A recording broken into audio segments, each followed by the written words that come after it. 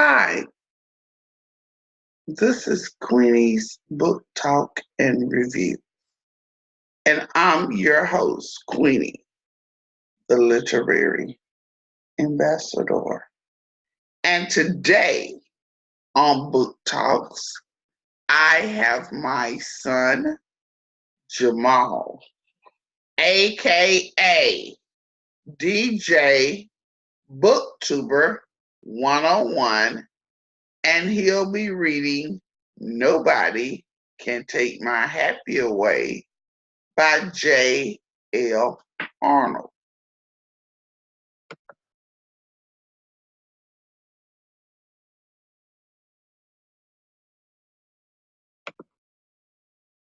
Hey everyone, this is Jamal, aka DJ Booktuber101, and as my mom said, today I'm doing book talks and I am reading Nobody Can Take My Happy Away by J.L. Arnold.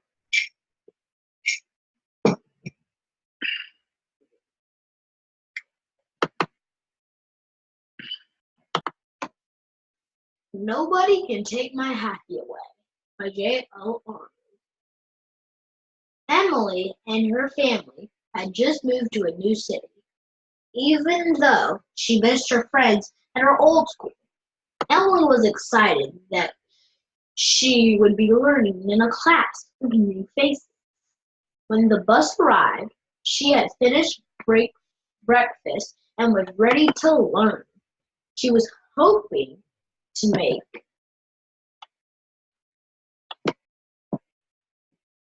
some friends on her first day at the new school. When Emily arrived at school,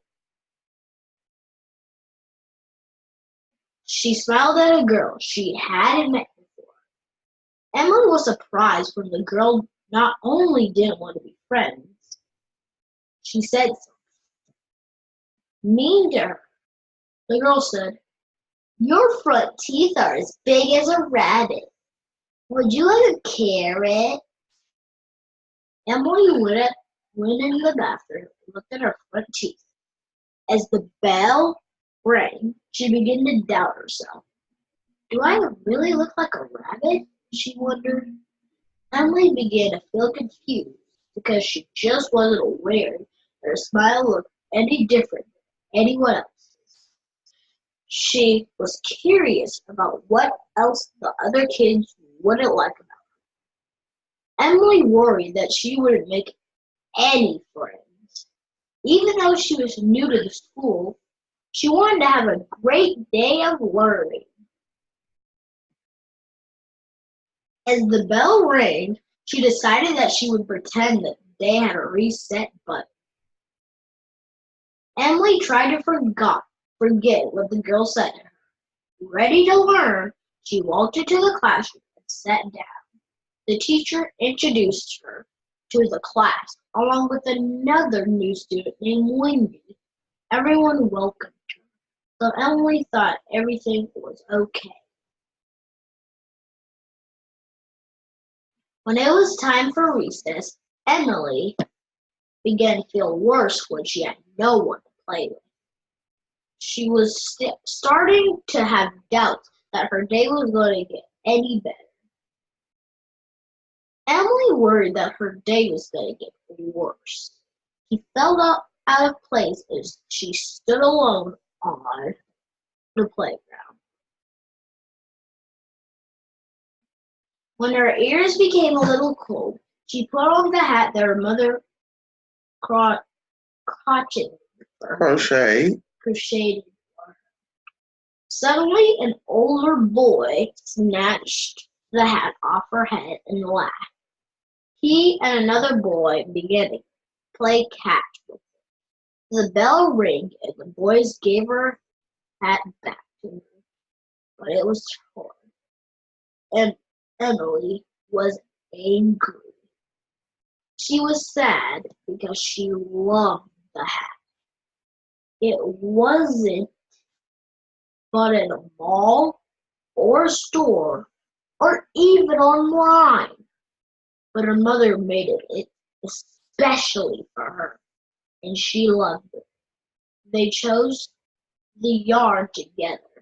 She didn't understand how older kids could act that way. Emily wanted to tell the teacher about what happened at recess, but she was already teaching class and she didn't want to interrupt her. All she wanted to do was sit down and try to forget the whole thing. But it was getting hard to pretend that her feelings were hurt. While Miss Camp was teaching class, Jacob, another student, reached over and tugged on her hair. Emily couldn't concentrate on what the teacher was saying. She began to worry about what else he would do. It seemed the teacher didn't notice what Jacob was doing, and neither did anyone else. Emily couldn't believe that Jacob pulling her hair seemed okay to everyone when she was getting hurt. It seemed to Emily that Jacob was in control. Every time the teacher turned around, he pretended like he was paying attention the whole time. It seemed to her the other students seemed too afraid to say anything out of fear that he would pick on them next. Because of Jacob's behavior, she didn't get to talk to Wendy, the other student. On the way home, Emily began to get upset because the kids on the bus teased her. All she wanted to do was have a safe ride home, but it seemed this wasn't to be. Some of the girls and boys told her that she talked. This made Emily feel bad because even though she didn't talk like everyone else, she was going to a class to get extra help with her speech. After adding up the events of the day, she felt her self-esteem began to crumble. Who could she turn to? When Emily got home, she went to her room and cried. She began to worry that every day at school would be hard. She couldn't understand why people had to be mean when all she wanted was to learn new things. Emily didn't tell her mother what happened at school, even though she asked her what was wrong and offered to help. To Emily, the only thing for her to do was try to blend in. The next day, she chose clothes that she thought looked like everyone else's. Even though she didn't like them, they were plain and dull. Emily didn't wear any of the hats that her mother made, nor did she expect to meet any friends.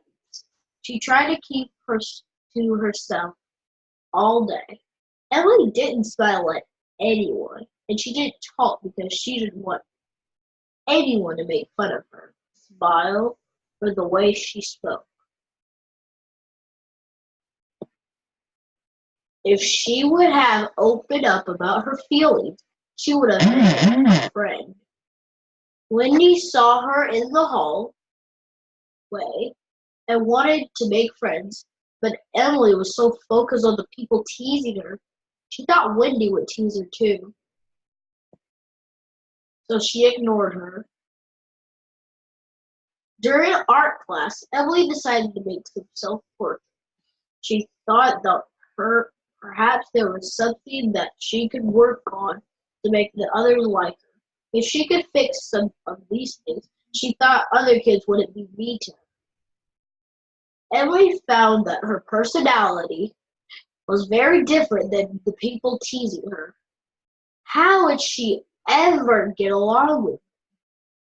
All of a sudden, Emily realized something about herself. She didn't want them to like them. She didn't want to be like them. They were mean! She looked around the classroom to see if everyone else was mean too. There was a student in her art class named Nicole who liked to draw as much as she did. She was nice to her and wanted to be friends. This sounded like a great idea to Emma. Nicole had a friend named Kelly, and she liked to make jewelry. All three girls became friends. Then she remembered Wendy. She realized that when Wendy was smiling at her in the hallway, it wasn't to tease her. Emily wondered if maybe Wendy was feeling the same way she felt and wanted to talk about it.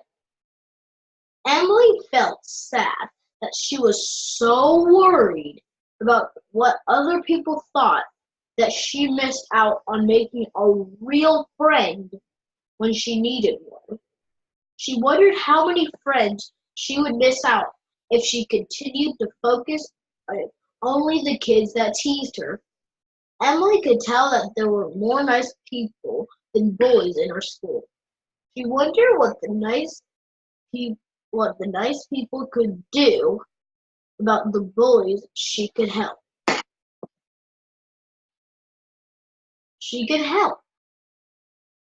Emily told Nicole and Kelly about Wendy wanting a friend. After art class, the three friends walked up to Wendy and said hello. Soon, they became 4 friends because they shared the same outlook. Because deep down, everyone is silly, everyone likes to have fun, everyone likes to laugh, everyone loves to learn. Emily, Nicole, Kelly, and Wendy became a team. When bullies tried to single them out and make them feel bad, they talked to each other and adults so that they would know what was going on. Some of the adults simply didn't realize that it was happening. The 4 friends spread the word that bullying wasn't okay, and they were going to let everyone know it. Pretty soon, the 4 girls had so many friends. Emily never knew there were so many people that felt the same way. Together, the students and adults learned how to be safe and how to protect themselves and each other. It started with confidence, communication, and teamwork. Emily drew some new pictures to help others understand through art what she had learned about bullying. It was good to be unique.